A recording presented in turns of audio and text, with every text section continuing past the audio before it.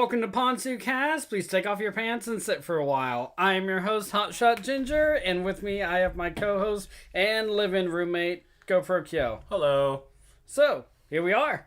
Here we be. Episode 3. Episode 3, we're doing something not lewd and it's still anime. And it feels wrong.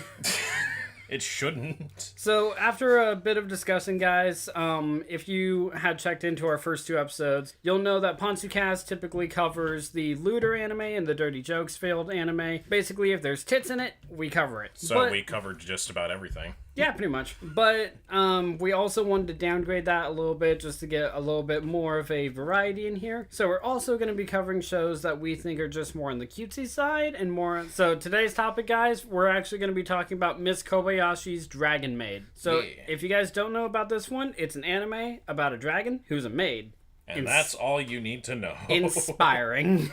Oh, the most inspiring of the anime. So the background of this one is there's a dragon who does end up being a maid for our primary character, Koboyashi. The maid of the dragon. Maid of the dragon. And it's basically just going through their day-to-day lives, just the dragon trying to incorporate herself into human society, living in the human world. Other dragons come in and just like interact with each other. It's very slice of life. It's very easygoing. And we love shows like that, so that's what we're gonna work on today. We'll have to go over. We have Lucky Star and Nichijou planned for a later episode. Oh yeah, which are kind of like cut from the same cloth, kind of when you think about it. Yeah, it's basically gonna be a debate of Lucky Star versus Ordinary Life. I mean, kind of. Who wins? I'm just more I'm just into both of them, really. I am too. I love both of them. I don't dislike either of them. I will happily binge all 3 of these shows. So we already did actually. Like the week before we tried to record this episode. Yeah, but I mean on my own. Like a week or like last week when we tried to record the episode, we ended up sitting through the entirety of the show. We were sitting down for the podcast, and then we just looked at each other and said no.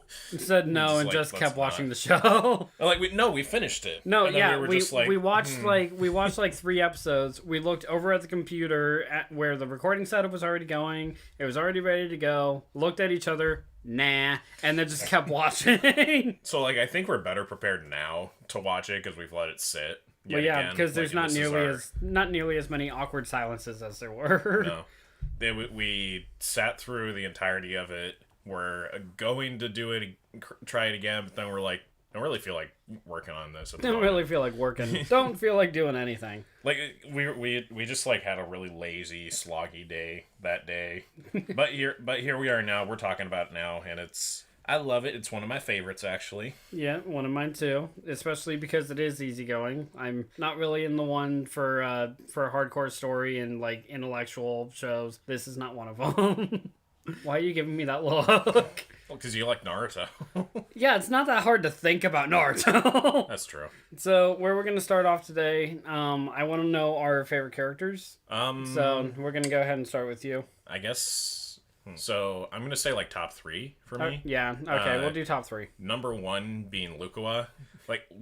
Not for... 2 reasons. Not for the 2 obvious reasons. Okay, the 3rd reason. Her personality. Oh. I was thinking her ass. She do have a cute butt. And she sway it like she just don't care. Or 4th reason, her different colored eyes. I'm just thinking of that's a major thing for both of us, so there's that. I like it because they don't draw attention to it too much because her eyes are usually closed because she's apparently Asian. She wants to she wants to integrate into society, so she closes her eyes the whole time. Okay, moving on. So, either talk more about Lukua or tell me your other 2 favorite characters. So I think my favorite thing about Lukua is just her laid back attitude, and that's something I try to be. I'm not very good at it, but kind of gives off, to me at least, his surfer girl kind of vibe. Yeah, just chill with everything. Yeah, kind of. I mean, she's very much just about going through life as herself. Yeah, and I think it's admirable that she's a very laid-back person. She's not too concerned about what other people think of her, and it's a really It's something that I try to aspire to. Is like I don't normally care what people think of me either. Though, admittedly, we try, but we fall flat on our faces more often than we care to admit about that. Yeah, I think we all do as people. She kind of reminds me a little bit, at least. Like, I know I just said that Luca reminds me of Surfer Girl types, but she reminds me of Bridget a little bit from Total Drama. Like, just because of how chill she is. Oh, the blonde chick? Yeah. The one who ends up with Jeff. I don't know if I'd go quite that surfer extreme. I wouldn't say that surfer. I would say more on the just like laid. But I mean, at least that laid back. Like she's not like Jeff laid back, where she literally, if the world's exploding, she'll lay back and go cool. Like she's not that laid back. If there's a need to jump, she'll jump. Yeah. Let's see. Second favorite character. Second is probably. You know what? Second is Kana. Okay. I was going a different way in my head. We'll both. I'm assuming. Kana's among my top 3. Yeah. Is she your first or your second most favorite character? She's Kana's actually my 3rd. Really? Yeah. Who's number 1 then? We'll get to me in a moment. Well, I was just asking because like Kana is my favorite just because she's cute and she's funny. Like, yeah. There's anytime Kana's on screen, I could probably do with. You know what? I think. However, with all these characters, I could do with a spin-off for each one. Yeah, I mean, just fall. You know what? Isn't there there must be like compilations out there where it just focuses on the characters, like on one character. Well, I mean, they do have the mangas, but I'd love to see that like in the anime. Like we just have an entire 6 episodes following Kana, another 6 episodes following Kobayashi, and all that. I mean, like you just said, we do have that in the manga. But at the same time, the only way that we do get what you just said in the actual anime is just like B plots or anything like that, like Saikawa's and Kana's love affair, what you could call it at this point. See, it seems a little one-sided if you're gonna call it love affair. Yeah, Elma's coming into working for with Kobayashi. Yeah, like that whole thing, or even Fafnir and the nerd guy. Don't remember his name. We spent a fair deal of time trying to figure out what his name was, and we just Let's be honest, we remember the dragons and the girls. We don't care about guy characters. Well, there's not a whole lot of the guy character anyway. Like, he doesn't have a whole lot to do or to say. He is Fafnir's roommate, and that's about it. I mean, yeah, that's pretty much all there is, sadly. Yeah. But I would say capping the whole list off in general is probably Kobayashi. Kobayashi yourself? Yeah. Kobayashi is like your go-to. I feel like I can't think of an animated character that I relate more to than Kobayashi. Like, I feel like I'm more like Kobayashi than I'd like to be sometimes. Kobayashi just sees like world-destroying dragons like enter her life, and she's like, all right. Okay, fine. She just kind of accepts it, and she's like, well, this is happening. I might as well just deal with it now. Which I like, instead of like her just saying, get out of my house. Instead of her being freaked out. Right. I think there's a lot of like slice of life with fantasy where that's the case, where they kind of restrict the fantasy characters a little too much. But like the interesting thing is that like Kobayashi actually allows them to stretch who they are, because they are dragons, and it's like you can't really hold them back from being the people that they are. But like the better thing is to just like kind of hide it a little better, and it's kind of indicative of just like society in general, of how you kind of show your face differently to different people. You kind of have different masks for like, you go to the supermarket, you're just quiet, you don't say anything to anybody, or you go to school and you just have a different face, basically. Right. It's kind of the same thing, but I feel like the dragons are more true to themselves than Kobayashi is, because Kobayashi is really quiet at work, but at home she's a little bit more talkative, and she's more open with the dragons. Once Toru like opens her shell, like opens Kobayashi's shell more, she does get to be like at least a little bit more of a people person. Like Kobayashi would still rather like spend her days off just chilling at home, like away from people and just doing her own thing. Yeah. Which I get, but at the same time, it's funny to think that Kobayashi, who's been a human her entire life, is less socially adept as opposed to Toru, who has been a dragon killing humans and humans killing her or fighting back and forth. And Toru gets along with everyone in, like, when she goes shopping. Yeah. In what she calls the bazaar. And I'm just like, that's a little sad, Kobayashi. I mean, I get it. I totally get it, because some people can just make friends like that, and Toru is one of them. Yeah, definitely. Kobayashi, not so much. If they're human, anyway. Yeah. If they're dragons, she makes friends like it's nobody's business. If Yeah. they're humans, then she stays far away from them. Alright, going over to my side of things. My first favorite character is honestly Alma. Okay, Like, yeah, I'm not yeah. surprised by that even slightly. Like, as rare as little as she is in the show, like, she doesn't even get in until like episode 6 or 8. Like, the show's either half or more over. About midway. Yeah. But being part of the Harmony faction, where Toru's like part of the Chaotic faction, they constantly butt heads. But where Toru, like, is perfectly fine with just, like, being a dragon and doing her own dragon stuff in the world, Alma isn't, and she tries blending in immediately, even going as far as to get a job. And she ends up working with Kobayashi in the insurance firm, I think, is her work. No, they're NIT. I think they are, yeah. They work with computers, so... Because Kobayashi is typing code all the time, so I'm assuming that Kobayashi is part of the tech department, and I'm not sure... I don't remember what Elma does. I think she does kind of the same thing. I think she's HR. I could be wrong. Okay. She does kind of the same line of work, at least, as Kobayashi. Yeah. But she gets the job on a complete whim, not even knowing how to turn on the computer that she has to be adapt with in order to even work here. It's kind of funny to think, because people do that a lot Yeah. more than you think. So, Yeah. like, you're always like, how did this person get that job?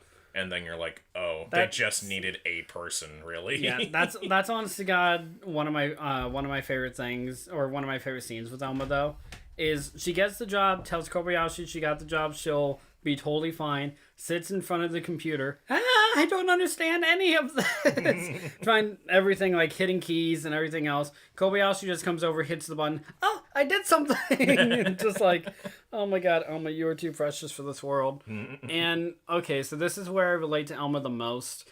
She has an incurable sweet tooth. Like, she's a glutton, but it's only for sweets. Can I say for the audience that you have a bag of giant marshmallows that you snack on pretty consistently? Yeah, that's fine. I just wanted to say that, because I feel like that I just said, adds to your... I'm just saying it adds to your point. Yeah, I was just saying, I just said I relate to Elma most in that aspect. That does me all of the favors I need. But with Elma just being, like, as wanting to be as close to human as she can, just so she doesn't interfere with the world. And then when she gets to the point of, like, having blend in with the world, it's what it is. Just like, wait, your whole reason was to... Okay, you're just fine living here. That's fine. My second favorite character, though, is... It's a really close tie with Elma, but she just barely loses out, is Toru. Yeah, okay, I'm not surprised. Toru being our main support character, or a main character, because it's mainly about Toru. I guess. I mean, like, Kobayashi's the title character. The thing is that, like, with this show, I'm not entirely sure who is the title character, because I don't know. Miss Kobayashi's Dragon Maid title, yes, who is Toru. So, but I mean that it's hard to say who's the main character, because there's a fair deal of screen time for just about everybody except for the male character. Which is fine. It's fine. I mean, I like him okay. He's fine. No, he's fine. He's funny. He's honestly a little more relatable than I'd care to admit. But I don't know. I watched the show for Toru. And the dragon shit she can do. We're Toru, like, knowing absolutely nothing about the human world and coming in, just immediately making friends with Kobayashi, willing to be her maid, like, not even knowing how to cook or anything like that to begin with. And then over the course of the series, like, being a fucking powerhouse of a maid, like, cooking, cleaning, everything before Kobayashi even leaves the house to go to work in the morning. Except for when she has some questionable days. What, just Toru? Yeah, like doing the laundry, for example. Oh, yeah. You know what? I think we've all been like Toru once or twice. We have a significant other or a person that we like. And to the point of washing their delicates in your mouth? Well, no, but... Are you sure? You started that statement pretty strong. Well, I mean... Joe, this is PantsuCast. It's okay. You can be as sinful as you want here. I'm not saying I have, but I've had a girlfriend where I was comfortable with that. Anyway, Toru, you're not alone. GoPro Kyo, wash his underwear in his mouth. I did a girlfriend's laundry once. It's fine. In his mouth. I don't have the stain removing power. There was no incentive for her to put stuff in my mouth, okay? What about the other way? Okay, moving on. You're the one who tried to jump into that swimming pool, my friend. Yeah, I'm moving on. I'm moving on. We'll go to the shallow end where it's less of a problem. I'm sorry, less about us, more about Toru. So wait, was Toru your third? Toru's my second. Okay, so Kana's number 3. Yeah, Kana's my number 3. And since we already talked a little bit about Kana, I'm just gonna say one of my favorite scenes with her. It's when they're all at the beach together. And Kana wants to play, and they bring up watermelon splitting. Mm-hmm. So they watermelon split, which I want to try at some point in my life. And we could always try once. It's not that hard. We just need to find a watermelon, find a stick, and a blindfold. We're set. We're good. Yeah, but my question is, like, does that mean, or that just means that obviously already Kana or people in general in Japan practice head splitting, basically. Pretty much, because apparently watermelon's supposed to be the same density as a human skull. Which is what I'm getting to. Mm-hmm. Because when Kana brings down the stick to smash the watermelon, it is obliterated, even splashing like watermelon juice onto Wasn't it just like a girls. Cloud of red mist? It was a cloud of red. It was a cloud of red mist, and then like a red splash flies up and hits Koboyashi in the face. I'm just seeing like if it was a brighter red color, like you could just like argue that she had just split someone's head open on the beach. I'm honest to God, in my head, whenever I see that scene, I see like an execution chamber, Kana wearing like the execution hood with a hammer. No. I'm thinking of just Kana in her swimsuit with the blindfold coming up to the chopping block. And just boom, blood splatters everywhere. Kobayashi's along with in the other front and and then Kana just drops the hammer down. Yay. It's just like, yay. Next. It's just like, oh my God, Kana, calm down. Girl's bloodthirsty. She is, though. She's probably the most bloodthirsty character in here. Except Fafnir. Yeah. But Fafnir's not bloodthirsty. He's just possessive. Would you say possessive is the word? I'd say possessive because Toru tells us that Fafnir spent when he was a dragon at least, just guarding his treasure in his cave. Yeah. So he's basically just isolated and doesn't know how to interact with people. So I guess you're thinking Smog style. I'm thinking Smog style. Oh wait, didn't they actually reference that in the show? Like they had like a they had Fafnir in a cave. Or yeah, they did, but like I think Kobayashi actually name dropped the Hobbit or something at some point. Did she? I'm pretty sure she did. I think I could find it if I looked it up. That would have been kind of amazing. I'm not gonna lie. I think she did. I think she full on said like Hobbit style or something. But Fafnir, no, Kana said dragon style, but that was something else entirely. No. Sorry, Psycho. I think that's one of the biggest reasons why the whole don't loot the dragon. Don't loot the dragon, but she's already looted. She's looted herself. It's been fair. It's been looted. It's happened. We'll get over it. But my only stake in that is saying age up the dragon a little bit. It just height difference makes all the difference, guys. No, yeah. Look, looting the dragon, fine. But loot the legal dragon. That's all we want to say. So Toru, Elma, and Lukua, they're all fine. Kana, leave her alone. She's fucking precious. What about Elma? Elma's fucking precious. I said Elma though. Yeah. Yeah. But okay, yeah.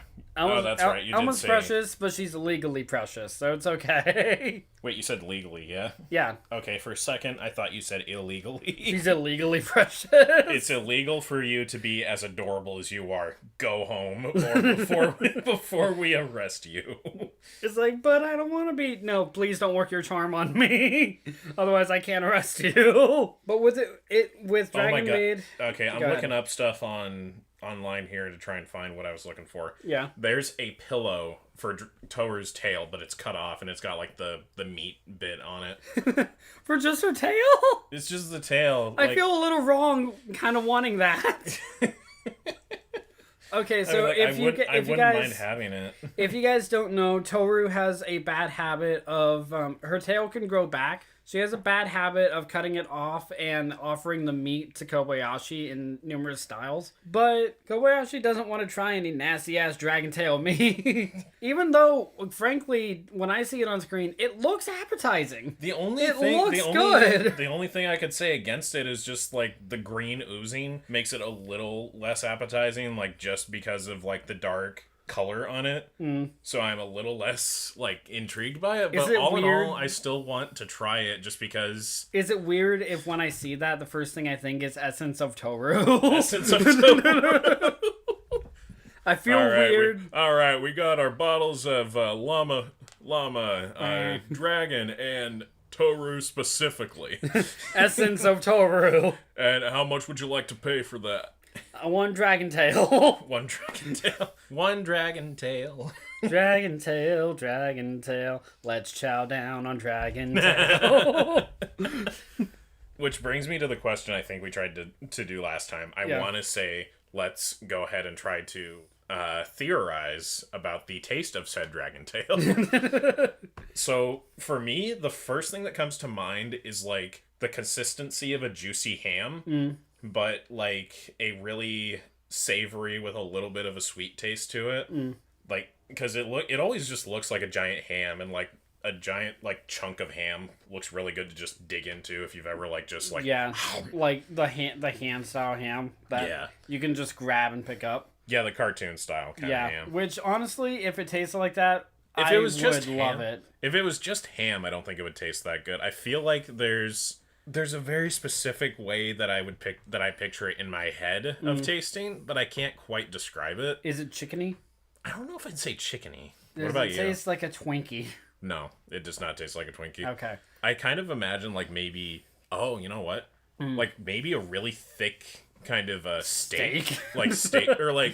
You know, like, have you ever just bitten into, like, a medium rare steak and you get, like, the juice out of it? Like, that's what I imagine it feels like and tastes like. I'm sorry, but if that's what your tail tastes like, I wouldn't like it. What? I'm not a steak guy. I'm a ham guy. Right. If it was ham, I would absolutely love it. And, like, I pictured the ooze Austin's usual go-to for food when we go to Arby's is actually the ham and cheddar. Beef and cheddar. Oh god, just Toru serving her tail and just like putting one strip of cheese on it. Just like, here you go. That's a lot of meat for very little cheese. I would still take that, though, as a sandwich. I feel like it's a little offensive, actually, for Kobayashi to keep saying, no, I don't want your tail. I'd be like, okay, but at the same time, let's say my arm would grow back if I cut it off. If I cut off my arm and gave it to you, would you eat my arm? If you told me prior that it would grow back, I might at least try it. I mean, like, we would have to put it, like, in the slow cooker or something, but I don't think your arm... Like, what part of your arm, though? Like your forearm or your bicep? My bicep. So, okay, your bicep would fit in the slow cooker. Yeah, I was gonna say, where Actually, you know what? If you cut it off at the shoulder, then we get the entire arm. And the entire arm is not going to fit in the slow cooker. It'd be really bad if, like, it only grew back, like, my elbow down. No. And then I didn't know, but we cut off my entire arm. Oh. It was just gone. So, like, if we cut off at the shoulder, but you could grow back, like, from the elbow. Yeah. So I'd look like Rayman. Come on, I'd be a Rayman. That'd be amazing. Rayman is ginger. Oh, he is. Let's try it. All right, guys, we're going to go out back in the front yard and try chopping off Austin's arm, see if his hands will still float. And we're back. They do not. They do not. Austin's currently bleeding out on the... Stop bleeding. Dear God, Austin. I'm sorry, I'm putting it back in as fast as it comes out. I'm tired of your free bleeding. You need to stop this shit. It's connected to a straw. I'm fine.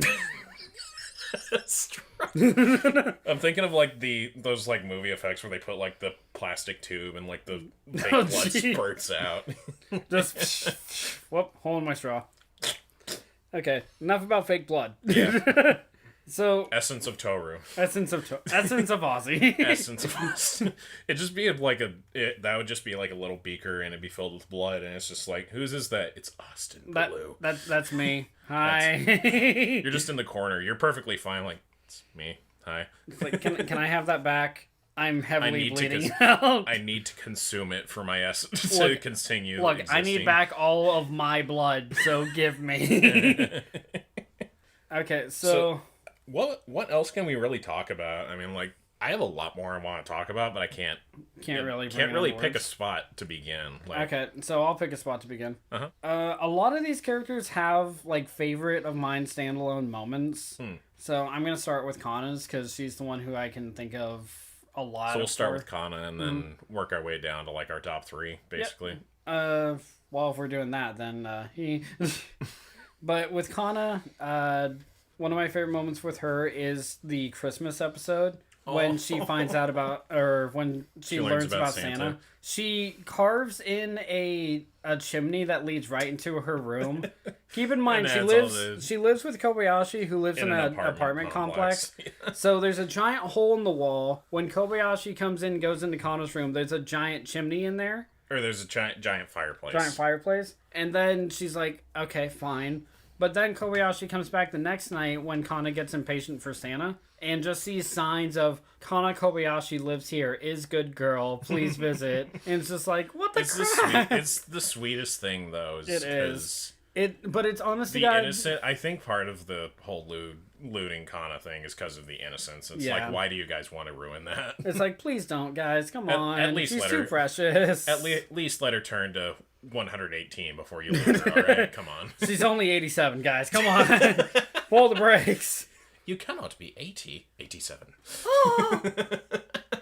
Is that actually what he is?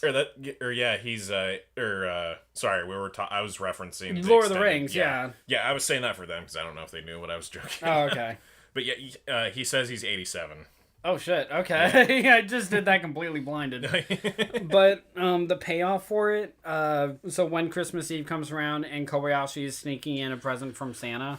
Since Kana is an animal and she kind of has like animal heightened senses. Yeah, exactly. Kobayashi makes the slightest noise and wakes up Kana. And so Kana can't get back to sleep. Kana can't get back to sleep and Kobayashi can't leave the present and leave, otherwise Kana will know. And it's like so heartbreaking yet so endearing at the same time. Just like, Kana, go back to sleep, please. You know what I wish is I want you to react when Santa came and visit, please. Just sleep, you adorable fucking idiot. I wish that how that went down was like if Kobayashi went more all out with it and like she dressed up as Santa Claus and then slid through the chimney while the fire's out. And like, I feel like if anyone, but like it would wake up Kana though. Is the thing. So I would just be like, I feel like if anyone would do that, I feel like Lukua would. To be honest, you know what? Yeah, except her tits would get caught in the chimney. That's my point, though. She wouldn't be able to get through the chimney. So I said Kobayashi because Kobayashi's a twiggy lady. Just the second small. Well, I guess second smallest next to her would be Elma. Next to Kobayashi? Yeah. Or do you say Toru? Oh, wait. Oh, just frame-wise? Yeah. That'd be Elma, right? No, Elma has wider. Because Toru's tits are D for dragon. They both. But they're a lot bigger than that, apparently. Now I gotta know the exact number. Oh my god, no. Dude, they keep this shit on the wiki, like, everywhere. Like, I might as well check and see. Alright, fine. As you go along with that, I'll go along to another favorite moment. I was just gonna say that, like... or, like, Elma has wider hips. Right. So, she's a little bit thicker than, she's thicker than Toru. Toru is a little more thin than Elma. Yeah, but I guess their bust is relatively the same size, if not Toru being like a little. Yeah, bit bigger, they're about the same size, I'd say. So it's a little disproportionate, I think. But I don't really pay attention to that. Let's not even bother with proportions on anime. So it's like if you go along that, we're gonna be ripping into shows that like are trying to be realistic. We already talked about Keijo. I'm not even going to talk about the anatomy on that show. We're not even going to touch dumbbells either. Just like... Well, like, we went over dumbbells, but, like, that wasn't all that bad in terms of proportion. Proportion was actually pretty well spot on with that one. Yeah. All right, so... Actually, not one of my favorite moments, but one of my favorite things that... actually appear in all dragons, their hair gradients. Like the different colors this on their is hair. like the only anime that I can think of that actually has hair like this. Has hair gradient highlights, yeah. Yeah, so like Toru's being a ginger with red, like it's red tips. Actually, it's not just red. It's actually like fire. If you look colors, at the right? picture, it goes from orange to purple right at the tip. Right. So it goes down the entire gradient to what the other color is. Yeah. So Toru being a primarily ginger goes down to where her tips are about red. So it fades into a dark magenta kind of color and goes down all the way to red. Kana's hair, which is mainly white, will go down to a purplish hue. Or like her hair starts at a light purple or white. It's honestly kind of hard for me to tell. I think one of the most interesting ones is Luka's, though, who starts off as blonde, goes down to a turquoise blue into a green. But Fafnir, who his hair is just flat out black. His is actually so black that his line art has a different color. I'm not even kidding. No, I know. Isn't his line art red that you pointed out? It's like a gray closer to a light blue. So enough to where you can actually see what it is, though. Yeah, that's the whole point of it. Okay.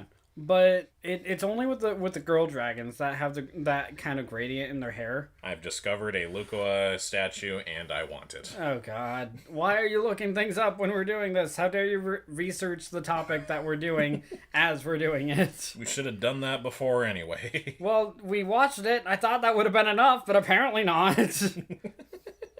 There is surprisingly no information on bust size. I can't believe that's what you were looking for, and then you just found a statue that you want. And yeah, I searched up bust stats, and it didn't give me anything. God. It just gave me Lukawa. Miss Kobayashi bust Lukawa. No, I know, but like, how big is Elma's tits? Lukawa. No. I actually wonder if the manga has anything in it. Can you hand me the one? It doesn't. It doesn't. It doesn't. What? I'm reading it. Keep them entertained. I'm reading it. I have nothing to say. Well, find something. Okay. You're an entertainer. That's what you do. Didn't you say you had another Kana moment that you wanted to bring up? Other than the Christmas? Yeah, I thought you did. I brought up watermelon spilling. I brought up Christmas. Probably her appearance, like her debut. Yeah, where she just appears and like she's just dropping words like slut and cuckold. And I'm like, slut and glasses, like, oh my god, okay, this is holy why... shit, Kana. This is why you're eluded. You already know what they mean. Not only that, you jumped the girl who has a crush on you, and she is in elementary school, Kana. You need to chill out. Just chill a little bit, please. Kana is surprisingly the most chill without being like actually chilled out. You mean the most lewd without being lewd? I guess so. I was just thinking like she's so excitable, but like she has like a really non-expressive demeanor, but somehow the most expressive. Mm-hmm. And just like I think it's just because of like the way that things are described. Excuse me. Just the way that like the voice acting goes, so like you can like one moment just from what she says without actually having to animate a whole lot, that you can just kind of tell by looking in the character's eyes. It's more so a technique on in live action, because it's more about like just feeling what the camera wants you to, or what the director wants you to feel when the camera is looking at you. So it kind of translates like when it comes out into the final edit. But I think it more so just has to do with like a dialogue cue and just like the mood of the moment, and then you just kind of fill in the blank for yourself, kind of. Yeah. Not finding anything there? No, I'm not. I'll happily look. I'm fine. I'm going back to. If you guys don't know, I'm looking through the manga that's literally just Elma's spinoff, looking for her tit size at the request of Kyo. I never told you had to do that. I just asked for the manga. Yeah, and I knew what you were searching for, so I figured, fuck it, I'm doing it. Should we go on to our favorite Kobayashi moments then? When she's drunk. Anytime she's drunk is a fun time. It's a fun time, but at the same time, when she's drunk, I'm actually a little uncomfortable. I'm not gonna lie. I think that's how you're supposed to feel when somebody's drunk. Because Kobayashi has, like, when she's not drinking, she's this, like, stoic, just kind of take things as they are kind of person. but when she's drunk, she just yells her opinions. Like, basically everything from calling Toru a fake maid to, I mean, she kind of is. to just, like, referencing, like, anything that makes Maid real, or just, like, how bullshit it is for a dragon to be hanging around normal people and anything like that, and just, like, okay, keep the drinks away from the heads. I'm just like a little uncomfortable. I feel attacked on Toru's behalf.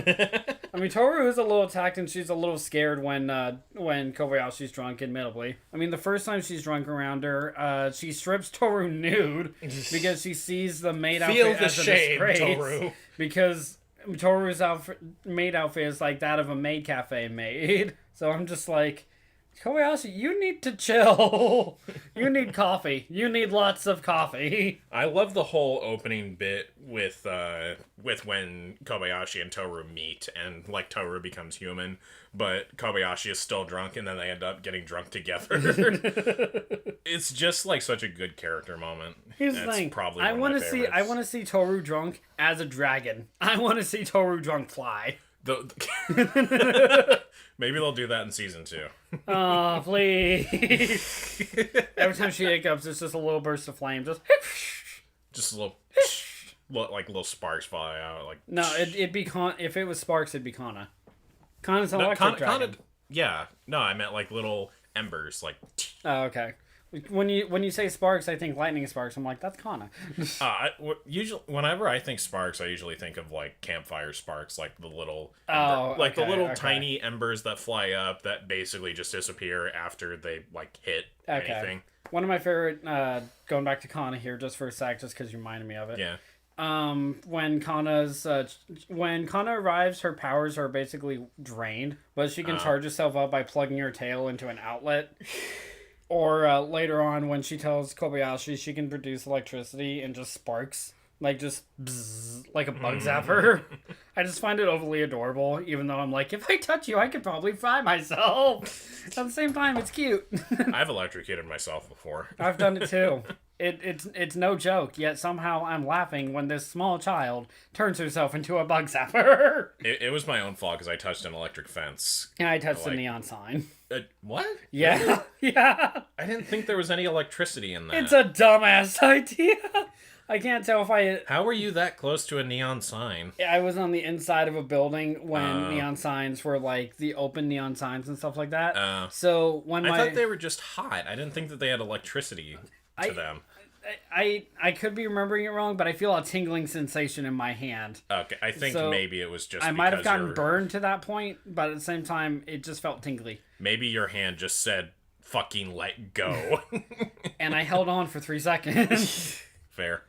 I'm just like... I couldn't feel my left hand for about 3 hours. I don't want to ask how old you were. I just feel like it would not do you any favors. I was 14. Yeah, I shouldn't have. I was giving you an out, and you didn't take it. Look, I will fully admit I'm a dumb person, okay? I'm fine with that. The important thing is I know now not to grab a neon sign. I'm 24, by the way. And all dating potential just went out the window for you. Look, if they can't handle me at my dumbest, then they can't handle me when I'm a smarty. And the sad thing is that you're the mathematician in here, Shut basically. Up. What is 18 times 4? Huh? What is 18 times 4? That'd be 72, Kyo. I don't 72. know. I didn't train for that shit, okay? I can count on my fingies, and that's the best I can do. And yet, I'm the one who grabbed a neon sign. This is going to be the podcast where we specifically try to deter any dating possibilities for ourselves. Look, if you have any intention of dating us, forget it. But we're available.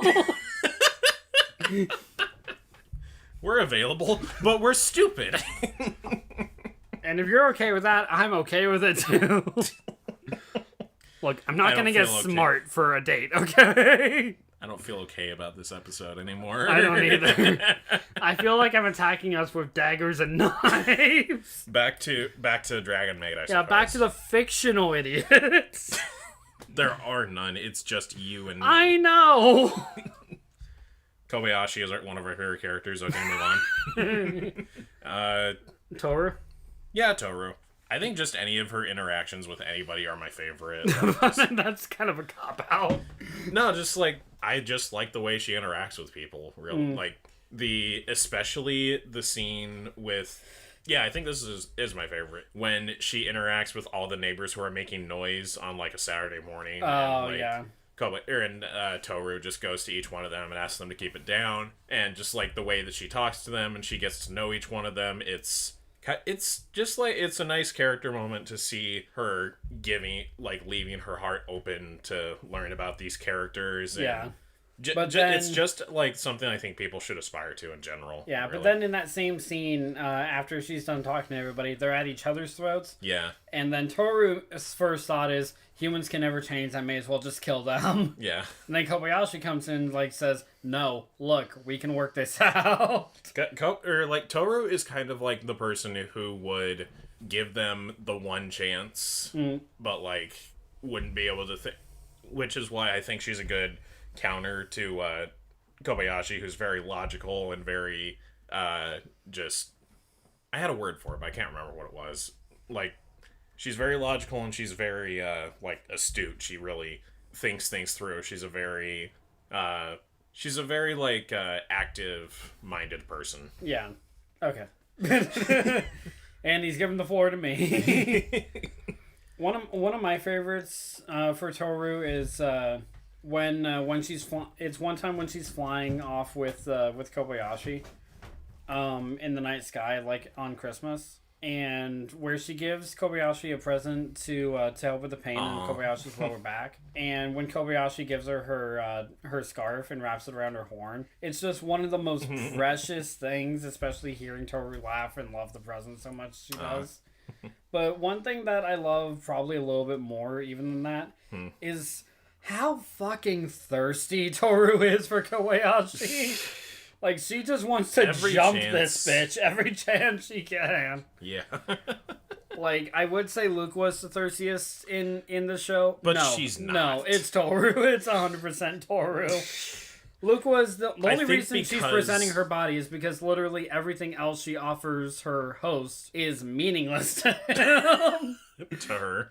To him. Like, she offers him everything she can do, like, as magical powers. Yet he keeps saying no. Okay. Yeah. But then Luke was like, the only thing I have left to offer is my body. Just like... It's even funnier because in the job it's just like, my body. My body. It's not even a full Y, it's eh. My body. I give you my body. So that's like literally the only thing that makes her like quote unquote thirsty is because that's all she thinks she can do to like live in Shota's apartment. However, with Toru, she does all the maid work and everything else. She just wants Kobayashi. Like, I'm not doing this because I feel like I can. I'm doing this because I want this. Give me my own selfish desire. Have you seen how stained your shit is? I have wiped that shit clean. Now please spread them. I feel like you've got some repressed shit right here, dude. Look, I'm just on the side that Toru has fucking earned this. Am I wrong? No, but Kobayashi is just not interested. But we Austin, we leave it at that. It'd be really weird if Toru just gave up.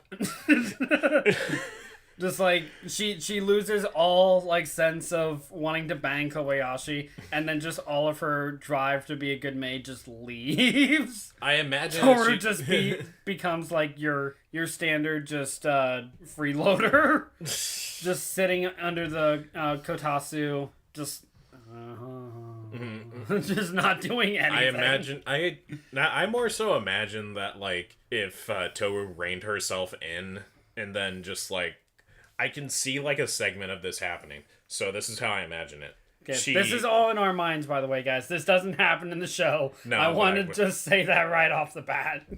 In accordance with your idea, if Toru decided to try and not be thirsty, as you so eloquently put it... It means she's horny. Thank you, Austin. Wants to get laid. Shut up.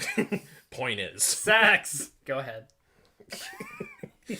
My idea here, Austin. Yes. So let's say Toru decides that she wants to try and like make things easier on Kobayashi. Kobayashi offhandedly says, "You're too fucking horny" or something. Okay, not those words, but still, point remains. Here's so a glass Toru, of water. Maybe now you won't be so thirsty. I would love it if that was actually said anywhere, really. But let's just imagine for the sake of this argument. Put that in Shimonetta. Just someone give Anna a glass of water. Stop I'm sorry. interrupting me. I just keep thinking of jokes. Kobayashi leaves, offhandedly says, "Chill out with your sexual advances." And then Toru just becomes stale and quiet and just... like, quietly, with a smile on her face, does all her maid duties and has no other interactions with Kobayashi. And then the next day, Kobayashi is like, "This doesn't feel right."